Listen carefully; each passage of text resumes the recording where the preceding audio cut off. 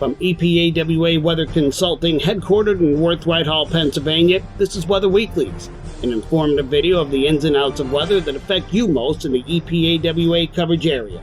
The thoughts and opinions expressed in this video are those of the forecaster alone and may not reflect those of the staff of EPAWA Weather Consulting LLC as a whole, nor its constituents. Now, without further ado, here is meteorologist Bobby Martrich with Weather Weeklies. Good Sunday morning to another edition of Weather Weeklies for Sunday, February 5th. Of course, if you were paying any attention the last couple of days on February 2nd on Groundhog Day, the groundhog did, in fact, see its shadow, which signifies, according to folklore, 6 more weeks of winter. My first question with that is, if we haven't had much of a winter, what does that exactly imply? That we're going to have more of the same of what we've already had this winter, or are we going to get into a snowier pattern? Well, the actual meteorologists that do long-range forecasting like myself understand that February is not looking good for snow. Not the entirety of February is not looking good for snow unless you get something very perfectly timed and tracked to give it to coincide with a very brief colder period, because the majority of this month is going to be above average from today forward.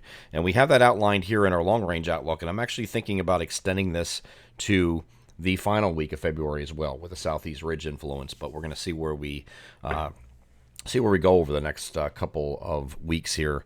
But I think that's generally slightly above average now, or leaning that way for the 4th week of February. So what do we have? We have a storm signal that showed up on the models here for a very tight window next Saturday, okay, to coincide with a very, very transient one-day shot of cooler air, not cold, but cooler, and timed coming in at night. So some of the models were suggesting that we'd have a snowstorm along the East Coast. I will tell you, overall, the pattern does not support it for this month in its entirety, okay, unfortunately. And here's what average snowfall is in February. I don't think we come anywhere close to these numbers for February, and in March it goes down again because you're now heading toward the spring months. It is still winter in March. I know we're fighting sun angle in March. Things have to be higher. It has to be at higher rates during the daytime to come down and stick, especially on paved surfaces. But you can still get snow in March. We have plenty of examples of that. And this is the climatological averages for each location here over the past 30 years, the period between 1991 and 2020. And this is the average snowfall here. I don't think you're cutting it here in February, getting anywhere close, just like January did not, just like December did not. Okay, so we have nowhere near this projected. We are going to be below average this month, most likely. Here is that storm signal period, right? We have warm temperatures are going to go straight from today straight through the end of the week. And then you get this little bit of a cooler air, but it's kind of near average, near to maybe very slightly below average for a one-day period. And then we go right back into warmth again. That goes all the way through. This is going through Valentine's Day here, but that is a very tight window of opportunity for something to occur. You'd have to have a storm placed perfectly at the exact right time to coincide with any cooler air that is present, and that's not going to be here very long. It's coming in for literally one day, and that's it, and it's right here on Saturday, and then that's out, and then behind that it gets warm again, like today's doing, right? So year-to-date snowfall, obviously we're well behind. This is what we're at, okay, and this is where we should be in the right-hand column, so way behind averages. We did get off the trace amounts that we had in Atlantic City, Philadelphia, and Newark, where we now have measurable snow at each one of those locations, but still talking about 0.2, 0.3, 0.4. That's not a lot. And these other locations here, Allentown 2.9, Harrisburg 5.9, Scranton, Wilkes-Barre 10.9. All of these are in red because they're well below average for the entire region for this point to this point in winter, where we should be easily in double digits, even in Atlantic City. Okay, not even close to that right now. Here's that storm signal look, and this is the GFS from this morning, just to show you what it does. It does have, I don't know why it stopped there. Start this over here. But here is that system right here, and it has a little bit of snow, like rain to snow type deal, because it's coming in at night on Friday night when it's colder, and it's coinciding with that cool shot that we get in there very temporarily. It's not much, and this was showing a bigger storm. It's starting to back off from that idea and having a weaker, more strung out system here along the coast. And as this trough comes in, the upper level low captures it, it does change over to snow before it exits. It's not a lot of snow, but it's something, right? And it's a thread the needle to the nth degree. This is perfectly timed and tracked in order to do this. The European model doing something very similar, just doesn't have this really too much snow here. It just has a little bit as the upper level low catches up to it, and this is really a lot weaker and offshore. So if you look, when you have this kind of disagreement at this range, typically what we do is we look at ensembles. First of all, we look at the overall pattern. Does it make sense? No, not really. Not overall, it doesn't. But if there's that tight window there, that there's something there perfectly timed and placed, and I mean, it has to be perfectly timed. You talk about thread the needle. This is certainly that. It would have to do that. So it's not impossible, but I don't give this very good odds here because it is extremely difficult to produce that. So what we do when we have some kind of disagreement is we look at the ensembles and see what they're showing. This is the same model that I just showed you, the GFS showing that's running an additional, in this case, additional 30 times. And only 2 of these solutions are showing at least some snow in our area out of the entire 30 members. Okay, so not many, nothing, 28 of them are not agreeing with the operational run. So that's kind of telling me right there that this is probably BS. Okay, again, it's very difficult for this to occur. Same thing on the European ensembles. Now this does have between a quarter and a third of them showing something here, and some of these are pretty good solutions, but even got some up here in the northern areas on a few of them. So about a third of them are showing something here, but the vast majority of these are missing our region. It's got a couple here, maybe a few here that are just maybe partially. But those are the ones that are about a third of them are showing that on the European ensemble. So it's not something I can completely ignore, but odds are stacked against it for something to happen. Okay, that's basically the gist of that. So we look at temperatures over this next 2 weeks, and this is looking at Allentown, Lehigh Valley International Airport, which is the centermost point of our coverage area, just to use this as an example. Average highs over the next 2 weeks. Today it's 39 degrees. Average highs on February 19th, 2 weeks from now, is 43. So we're going up. We're coming out of climatological annual minimum temperatures that we achieved in January, and we're going to steadily go up as we head towards spring. You see most of these temperatures are above average for this entire period. Here's that storm signal period right here, right in there, where the high is 39. Again, if it came in at night, you could get some snow out of this, but I wouldn't hold my breath. Most of these temperatures are above average until we get to about the 19th or so. We have a quick shot of cooler air. I think that's another transient shot that's going to come in, and then we're going to turn milder again for week 4 of the month of February, okay? And a lot of that has to do with the Madden-Julian oscillation propagation. So we have the GFS on the left, GFS, this is the bias-corrected GFS ensembles, right? And this is the same thing for the European ensembles on the right. They're not too dissimilar. They both are in phase 3 right now, going to be heading into phase 4. The GFS ensembles take it into phase 5 before it takes it into critical death. And you kept us going, it might head toward phase 8 as we head into March. The indications are that from the longer stuff anyway, there's going to be heading toward that general region, which will be a colder phase.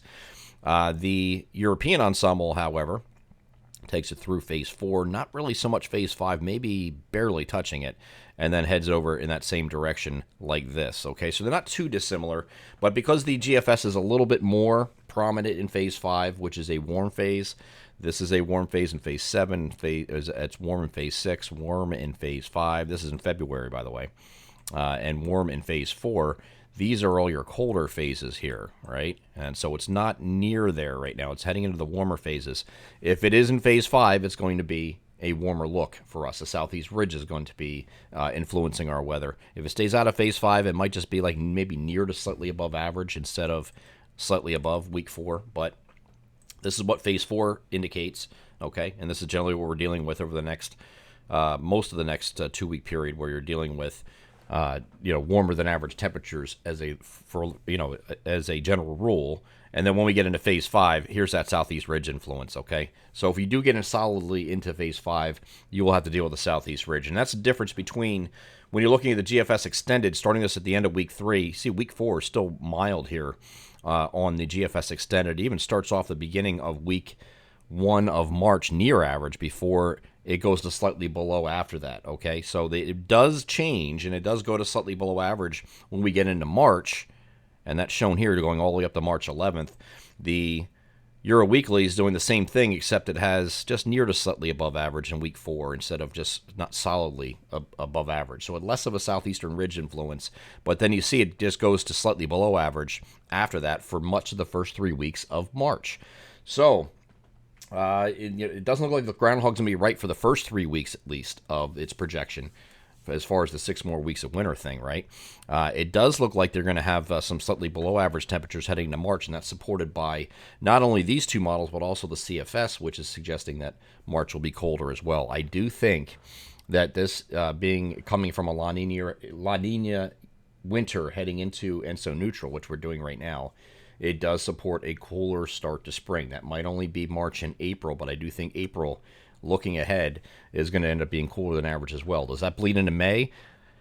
I hope not. I really do. But there is a possibility May is going to be cooler as well. Now, it's cooler relative to average. I mean, average highs at that time are getting into the 70s, right? So we're not talking about snow and 30s and all that stuff, but we are talking about the possibility for some cooler temperatures relative to average lingering into spring. And I know that's not what anybody wants to hear, but it is what it is. And this has happened over the last couple of years because there's been a similar situation with a La Nina that kind of wants to linger a little bit longer late in the year. That's what a characteristic of La Nina is. And I know we're transitioning to ENSO neutral, but ENSO neutral kind of does the same thing. So if you're looking for a quick start to spring, I don't think we're going to have it this year at all. I don't. Okay. Could we get lucky? Sure. I mean, you're talking about projecting way beyond our comfortable 5 to 6 week long range lead time, and I don't do seasonal because it's a crapshoot, right? But the signals are there that are saying that we're going to be starting off cooler than average heading into spring, unfortunately. Here is the current observed ENSO, which is your La Nina, El Nino, ENSO neutral, right? This is largely unchanged from last week. It did come up a little bit in the eastern zones, but this is on the verge of ENSO neutral now. So your La Nina that we've had now for the past 3 years is starting to transition into ENSO neutral. Is that going to have a big effect on the pattern in March? Not really, because the differences between a La Nina and an ENSO neutral, in the month of March isn't really much different, okay? You just have to get out of these phases, which are the warm phases. If you're in the warm phases, it doesn't matter what background state you're in. It really doesn't. These are all warm phases over here. So you need to get over on this side of the circle to have any kind of chance at some cooler temperatures. Now, the models are suggesting that it's going to occur.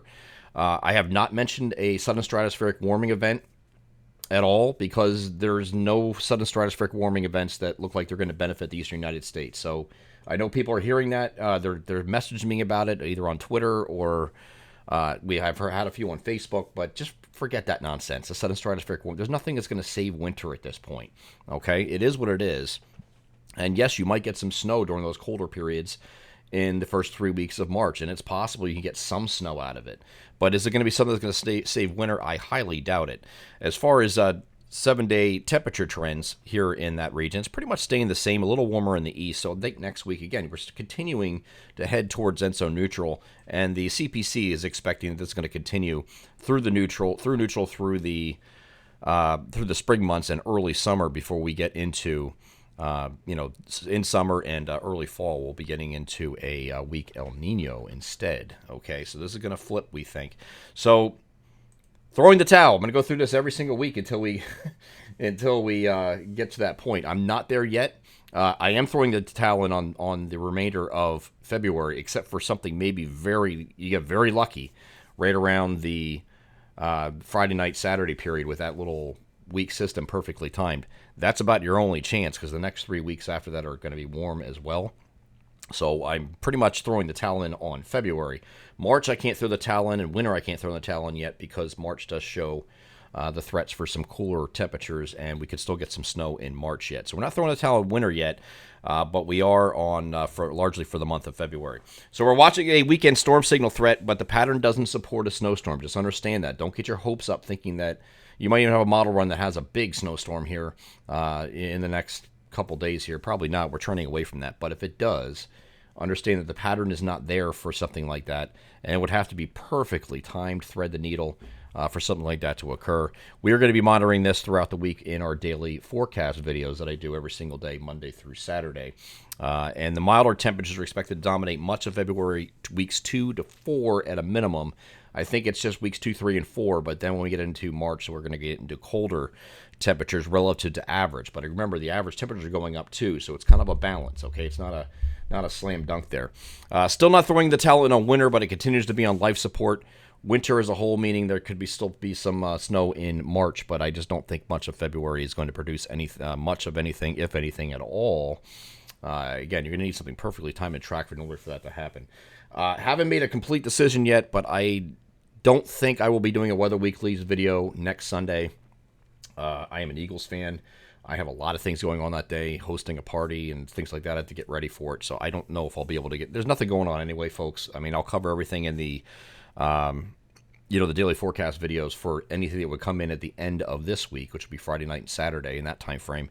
After that, it's going to be warm. There's not going to be any chances of wintry weather. So if I take off next week, which is February 12th, and come back again February 19th and see where we're at for March at that point, because that's going to be your next chance probably, right? Then we will resume at that time. I don't think I'm going to be doing that. I'm probably about 80 to 90% sure I'm not doing one next week, but I will let you know, of course, in social media if I'm not updating the weather weeklies next Sunday. Okay, so take care. Plan on being here in 2 weeks. Okay, but if I do end up doing it on February 12th, it's because something popped up, something drastically changed that I need to have an update. But right now, this is what we have going forward. Not the best for winter lovers, I understand that, but there's nothing really we can do about it. Like Joe Bastardi says, enjoy the weather. It's the only weather you got, right? That's basically all we can do at this point. I'm EPAWA meteorologist Bobby Marchus. That's this edition of Weather Weeklies for Sunday, February 5th. Again, join us again probably the 19th for the next video, and I'll talk to you then. Take care.